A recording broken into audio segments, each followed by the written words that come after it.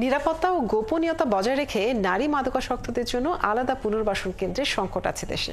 ঢাকায় নারী ও শিশুদের জন্য অনুমোদিত মাদকাসক্ত নিরাময় প্রতিষ্ঠান আছে মাত্র একটি। এই সংক্রান্ত নীতিমালারও আছে অভাব, যে কারণে সরকারকে তথ্য দিতে বাধ্য হয় প্রতিষ্ঠানগুলো।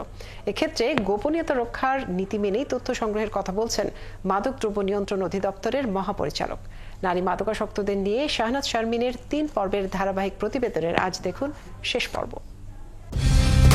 কালার এক্সপার্ট, জর্জ স্যাপ এবং মাইল্ড অন হ্যান্ডস টেকনোলজি সমৃদ্ধ অরিক্স ক্রিস্টাল ওয়াশ আপনার লন্ড্রি এক্সপার্ট।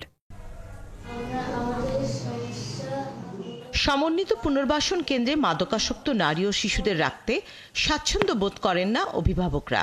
আছে সামাজিক লজ্জা আর অপবাদের ভয়, যা কিনা তাদের স্বাভাবিক জীবনে ফেরার ক্ষেত্রে বাধা হয়ে ওঠে।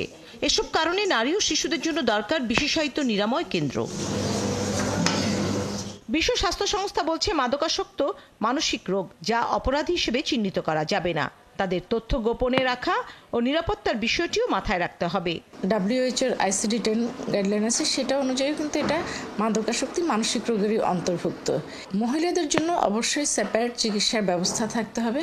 তাদের অ্যাডমিশনের ক্ষেত্রে স্বাভাবিকভাবে আলাদা ওয়ার্ড থাকবে, সেটাই নিয়ম।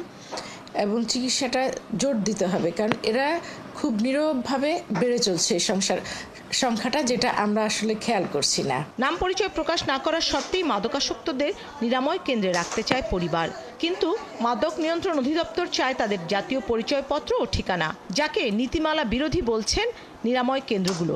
পরিচিতি প্রকাশ নেওয়া, আমরা রিসেন্টলি কিন্তু এইটা নিয়ে মাদকদ্রব্য নিয়ন্ত্রণ অধিদপ্তরের সাথে কথা বলছি, এবং আমি আমাদের অ্যালায়েন্স থেকে একটা চিঠি দিয়েছি, নেটওয়ার্ক থেকে। তারা সবাই ডেটা চায়। আমার এখানে একটা মেয়ে ভর্তি হতে এসছে, তার ন্যাশনাল আইডি চায়, তার ঠিকানা চায়। এটা তো টোটালি আনইথিক্যাল এবং মেডিকেল ইথিক্সের সাথে যায় না। এই গভর্নমেন্টের পলিসিগুলো রিফর্ম করা দরকার। নীতিমালা মেনেই সরকারিভাবে নারী পুরুষের জন্য আলাদা নিরাময় কেন্দ্র চালু রাখার কথা জানালেন অধিদপ্তরের মহাপরিচালক।